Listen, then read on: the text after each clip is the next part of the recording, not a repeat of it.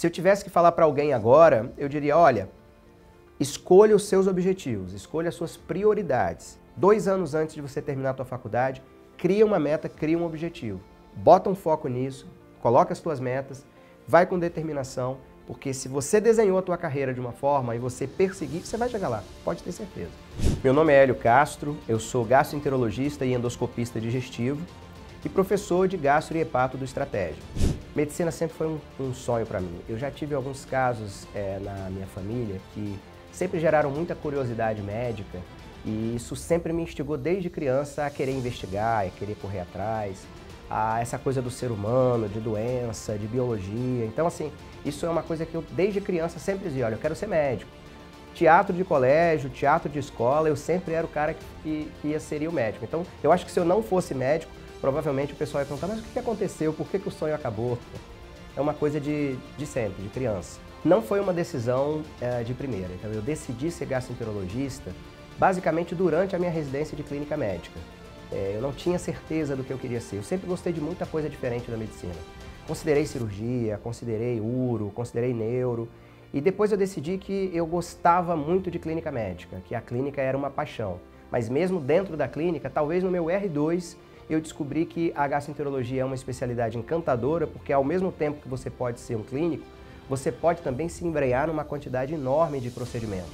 Endoscopia, colono, CPRE, endoscopia terapêutica avançada, além de poder entrar na hepatologia. Então, eu fui descobrindo gastro ao longo da residência de clínica e depois eu entrei e mergulhei de cabeça. O dia a dia na gastroenterologia, ele te dá muitas possibilidades. Então, se você quiser ser um clínico e atender em consultório, atender pacientes, doença inflamatória intestinal, dispepsia, intestino irritável, você pode ser um excelente clínico. Mas se você gostar de procedimento, de ressecar lesões precoces, de intervir no tubo digestivo do paciente, há procedimentos endoscópicos que te dão possibilidades infinitas hoje em dia. É uma especialidade que está crescendo muito. E se você quiser fazer pesquisa em área de gastroenterologia, também é outro campo em franca expansão, com medicamentos biológicos, com uma série de tratamentos novos. Então, o dia a dia vai depender muito do que você quer. Se você quer ser um médico mais clínico ou se você quer investir em procedimento. Na faculdade, eu fazia teatro na faculdade também. Então, nos últimos anos, a gente fazia muito teatro e enveredava em outras questões artísticas. Então, eu vou te dizer que eu parei para estudar para residência nos 2 últimos anos. Fiz curso preparatório para residência naquela época. Basicamente, resolvi mais questão. Eu não fiquei muito revendo ali texto. Foi tumultuado, porque, como eu disse, no final eu estava me dedicando à faculdade, ao internato, tinha que estudar e não abrir mão de fazer teatro também naquele momento. Mas deu certo, passei, quis fazer onde eu sonhava, que era na UFRJ, Clínica Médica, né, que é uma instituição que eu tenho uma verdadeira paixão e admiração. Fiquei 2 anos lá e não arrependo do processo. Acho que foi um processo confuso um pouco naquele momento, porque eu não consegui dar tanta prioridade, mas depois eu acabei encontrando o meu caminho ali na reta final. Por isso que eu digo que a reta final é importante. Se você começa meio confuso, meio disperso, mas consegue dar um foco na reta final, você ainda vai conseguir entrar na instituição que você deseja. O gerenciamento do tempo não é uma coisa que a gente aprende fácil na faculdade, porque a faculdade não te ensina isso. Então, você fica muito ali por conta das disciplinas, do internato, fazendo um monte de plantão, pegando plantões extras, estágios extras. Então, eu tive essa dificuldade inicial de gerenciar bem o meu tempo, porque, como eu disse, eu não queria abrir mão de outros projetos. Então, eu tive que aprender no meu último ano de faculdade como é que eu ia fazer isso. Então, tinha dias que eu dedicava só para estudar, tinha dias que eu dedicava só para a preparação para a residência e alguns dias da semana, por exemplo, para fazer o teatro. Então, eu tive que segmentar o meu tempo e dizer, se esse tempo é para estudar, eu vou estudar. Eu não vou mudar meu foco, eu não vou fazer outra coisa, eu não vou aceitar convite para mais nada. Então, eu dividi bem o meu tempo. Se você conseguir dividir e administrar bem o seu tempo, tem chance de dar certo. O maior desafio, na verdade, na minha preparação foi entender que estudar para residência é diferente de estudar para o internato, estudar para a faculdade. Eu achava que quando eu estava estudando para o internato, eu estava estudando também para passar na prova, e não era assim. Então eu dedicava um dia inteiro para estudar lá de doenças hematológicas, para responder na enfermaria, para avaliar o meu paciente. E quando eu abri uma questão para responder, eu falei, eu não sei responder essa questão. São estudos diferentes. Então, eu acho que esse talvez tenha sido o meu maior desafio. E eu demorei para entender que eram estudos diferentes, que eu devia dedicar um tempo para o internato, mas o tempo para o estudo da residência era um tempo exclusivo. Eu acho que esse foi o meu maior desafio, e se alguém tivesse me dito isso antes, eu teria economizado um tempão. Primeiro, eu nunca gostei muito de estudar em grupo. Então, eu tinha dificuldade de ter uma boa estratégia para montar, dividir o meu tempo e saber o que estudar. Então, no início do ano, por exemplo, eu dizia, eu sei administrar muito bem o meu tempo. Quando eu fui começando a perceber que aquela administração do tempo, que aquela forma de estudar podia servir para o internato, mas não servia para a preparação, eu comecei a buscar mais grupos de estudo de pessoas que estavam mais acostumadas a estudar por material e tal, e entendi a diferença de estudar para a residência e de estudar para o internato. Então eu comecei a ver as estratégias, a ver como é que eles estudavam, como é que era o material, e aí eu passei efetivamente a dividir o meu tempo de forma cartesiana. Esse tempo é para estudar só para a residência médica, e esse tempo é para estudar só para o internato. E nesse momento aí minha estratégia deu uma desenrolada nos últimos 6 meses de estudo.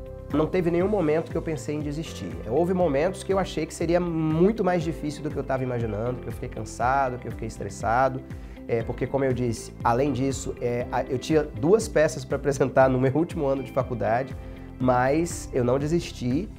Acho que a mudança realmente de rota foi quando eu resolvi focar e entender que eu estava fazendo 3 coisas diferentes. O que eu diria hoje para uma pessoa que está passando por isso? Tente não fazer tanta coisa. Eu acabei sofrendo mais por ter dividido muito o meu tempo. Se eu tivesse talvez dividido o meu tempo apenas entre o internato e apenas com o estudo da residência, eu teria gastado menos energia, sofrido um pouco menos e sido mais objetivo. Não me arrependo, faz parte da minha vida isso. Depois de formado, depois da residência, eu ainda fiz mais uma peça de teatro e ainda não desisti, ainda vou levar o pessoal do Estratégia para fazer teatro. Mas eu acho que se você focar e colocar um funil nessa reta final, você vai ser mais objetivo, vai sofrer menos e certamente vai ter uma produtividade ainda maior. Olha, pressão para ser aprovado veio de mim mesmo, porque eu tive um apoio familiar excelente. Eles nunca me cobraram de que eu tinha que passar naquele ano, naquela instituição. Pelo contrário, eu tive a escolha de fazer em outras instituições, né? Eu nasci no Rio, mas fui criado a vida inteira em Minas, e grande parte da minha família é de Minas.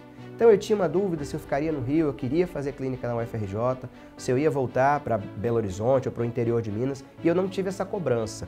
Eu fiquei muito à vontade nesse sentido. Mas eu tinha uma cobrança pessoal, que eu queria atingir meus objetivos, eu queria no ano seguinte estar fazendo clínica médica, né? Então essa cobrança veio muito mais pessoal do que de fora. Como a minha cobrança, eu coloquei um sarrafo muito alto, eu dizia, olha, se eu estou fazendo teatro e eu estou fazendo prova de residência, eu tenho que mostrar que a minha escolha foi uma escolha feliz, senão depois eu nunca vou me perdoar por ter dividido um pouco do meu tempo com uma atividade artística, com uma atividade não acadêmica e eu não passar na prova. Eu vou achar que eu tomei uma decisão errada. Então, a minha cobrança era alta e eu sofri muito com isso. Por isso é que no meio do ano ali eu dei uma desesperada, fiquei meio tenso, mas como as coisas no final se deram bem, eu fico feliz pelo caminho que eu passei até chegar aqui. Tem algumas histórias interessantes ao longo desse percurso, porque como todo mundo no entorno da gente estava muito focado em residência e aquela galera do teatro estava fazendo residências, se preparando para a prova e ao mesmo tempo convivendo ali, a gente sofreu algumas críticas dos professores, né? Tipo, vocês estão mudando o foco, vocês têm certeza que vocês querem ser médicos e tudo mais. E no final foi muito prazeroso que praticamente todos que estavam ali envolvidos tiveram sucesso.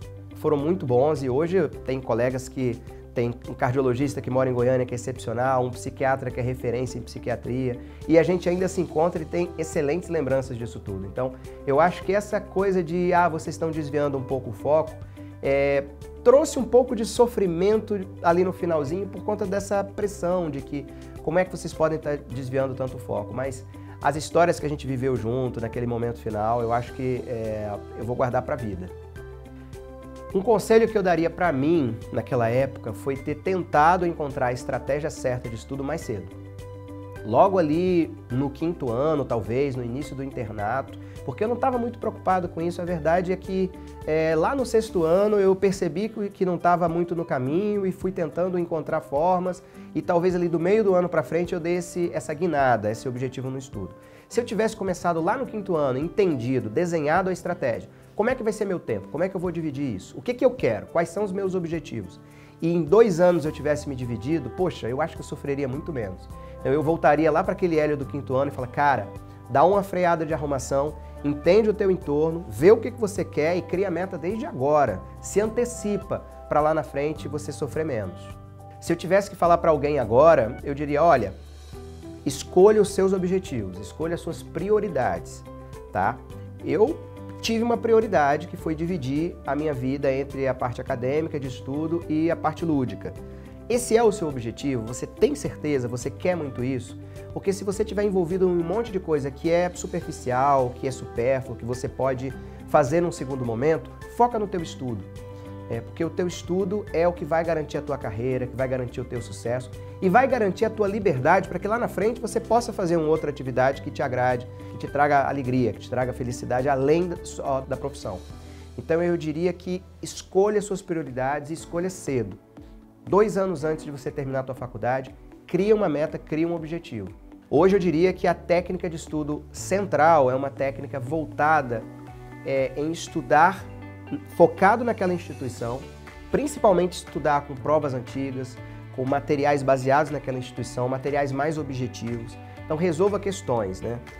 Isso eu aprendi muito aqui no Estratégia, a questão da engenharia reversa. Então se você consegue entender a história de uma instituição, a história de uma banca, e você desenha o seu modo de estudar baseado naquela banca, as questões que ela cobra, voltar nos temas que ela valoriza mais, que ela prioriza, você afunila. Porque quando você estuda tudo de tudo, no rodapé de tudo, cara, fica um brainstorm infinito. Aquele conhecimento nunca sedimenta. Então, se você conseguir focar, né, e estudar por instituição, você vai ter uma produtividade maior. A minha experiência pessoal me estudou técnicas de estudar determinados conteúdos. Então, eu olho para um conteúdo, eu rastreio aquele conteúdo, eu faço mnemônicos, ligações, associações, e eu tento trazer para vocês, a minha aula para vocês, na verdade, é um fruto de como eu estudei aquele conteúdo. Então, vamos lá, eu estudei hemorragia digestiva. Como é que eu vi o que era importante? Como é que eu elenquei as prioridades de uma conduta, de um manejo clínico? A forma de eu estudar é a forma como eu coloco lá para vocês. Então, eu não faço um resumo do livro, não pego todos os guidelines e vou botando, não. Aquilo que eu acho que é importante para resolver aquelas questões, eu coloco lá. Então, a minha aula, o meu material é um fruto da minha forma de estudar. Então vocês vão estar estudando como eu estudaria. Minha aprovação da UFRJ, não foi eu que vi. Eu não me lembro o que eu estava fazendo, mas eu estava em uma atividade completamente diferente e aí começou a ter muita ligação para mim. Muita ligação. Na época não era smartphone ainda, né? 2006, 2007 ali. E era muita ligação chegando. Falei, gente, o que está acontecendo? Será que alguém sofreu um acidente? Eu esqueci completamente do resultado da prova, estava para sair. E quando eu comecei a atender, o pessoal, você passou e tal. Eu fiquei muito feliz. E fiquei feliz porque, assim, eu tinha outras provas para fazer e um dos primeiros resultados que saiu foi o da UFRJ, que tinha, na época, prova objetiva, múltipla escolha, prova de slide e prova prática. Eram muitas etapas. Eu tinha uma sensação que eu tinha ido bem, mas, assim, eu passei bem, passei numa boa colocação. Aí, é maravilhoso, porque, assim, tinha outras 3 provas para fazer que eu não fiz. Eu falei, não... Eu sonhava com o UFRJ, agora eu vou fazer o UFRJ. Vou deixar a vaga das outras aí para outra pessoa que esteja precisando. Olha, a motivação, ela vem muito de você ter sucesso no teu estudo. Por isso que eu acho importante você ter um cronograma de estudo, porque eu funciono assim. Quando eu tenho muita coisa para fazer, quando eu tenho muitas atividades, e eu vou deixando muita coisa acumulada, muita coisa para trás, e quando eu olho para minha mesa tem muita coisa para resolver que eu não fiz, eu vou começando a perder motivação. Se você não tiver elencado o que tem que vir primeiro, um cronograma de trabalho, deixar suas atividades muito bem determinadas, a tua chance de perder motivação é grande. Se você consegue estabelecer metas, mas metas alcançáveis, tá, pessoal? Você tem que ter cuidado para não ter metas inalcançáveis, metas inatingíveis. Vou resolver tudo isso aqui em um mês. Cara, se você não resolver, é que nem meta de perda de peso. O cara quer perder 10 quilos em 6 meses, ele perde 2 quilos, ele desmotiva e engorda 5. Então você tem que ter metas atingíveis, tem que ter um cronograma, tem que ter um nível de organização, porque o maior incentivo, tá, para você continuar sua determinação e seu foco é você perceber que está conseguindo cumprir suas próprias metas. Tá? Então eu acho que esse é o maior caminho, na minha opinião, para você se manter sempre muito motivado. Primeiro para você se equilibrar, para você ter uma vida equilibrada em todos os aspectos para o estudo, você tem que dar valor para as coisas. Então você não pode deixar de dar valor para a atividade física, para uma boa alimentação e para o sono. Porque é muito fácil, principalmente quando você deixa tudo para o final, e isso aconteceu comigo, como eu tive que, naqueles últimos 6 meses, encontrar o meu foco, cara, eu desliguei todo o resto. Não pratiquei atividade física, engordei, me alimentei mal, e a gente vai começando a se permitir, né? Ah, já que eu tô estudando pra caramba, eu posso comer uma pizza hoje. Aí amanhã você pode um sanduíche, aí depois de amanhã você pode... E aí você se perde. Então, primeiro você tem que estabelecer isso como uma meta também. Tão importante quanto eu passar na residência é eu ter saúde. Porque também se eu não tiver saúde, como é que eu vou depois viver essa residência? Que é uma residência pesada. Tenho que me alimentar bem, tá? Me permitir de vez em quando, mas não virar regra. Então, eu acho que você tem que colocar isso como um compromisso. Eu preciso não abandonar minha vida para isso. A melhor forma é você se antecipar. Você começar um pouco mais cedo, criar essas metas, porque mesmo que você esteja um pouco mais enrolado, você ainda consegue se encontrar ali na frente. Uma mensagem que eu daria hoje para você: você é o único responsável pela sua carreira, pela sua vida. Então, teu sucesso ou teu fracasso é você, cara. É um fruto do seu esforço, é um fruto da sua determinação, é um fruto daquilo que você quer dar como imagem para a tua vida. Então, você é a única pessoa que pode decidir suas metas, aquilo que você quer, seu objetivo e o teu sucesso na tua carreira. Apesar do mercado estar hoje como está, saturado, vários médicos se formando, muitas faculdades, muitos cursos, a gente sabe que o mercado de trabalho está super difícil, mas eu tenho uma frase que eu escutei uma vez e eu reproduzo isso para a minha vida, tanto para mim quanto para os outros. Sempre vai ter espaço para gente boa, para gente que é bom médico, que se aperfeiçoa, que é bom, sempre vai ter espaço. Sempre, sempre, sempre. Pode não ser no momento que você quer, pode demorar um pouquinho mais, mas vai ter espaço. O teu espaço está garantido. Então, bota um foco nisso, coloca as tuas metas, vai com determinação, porque se você desenhou a tua carreira de uma forma e você perseguir, você vai chegar lá, pode ter certeza. Então, essa é a mensagem motivacional que eu te dou. Não desista da tua carreira. Só você pode fazer ela deslanchar.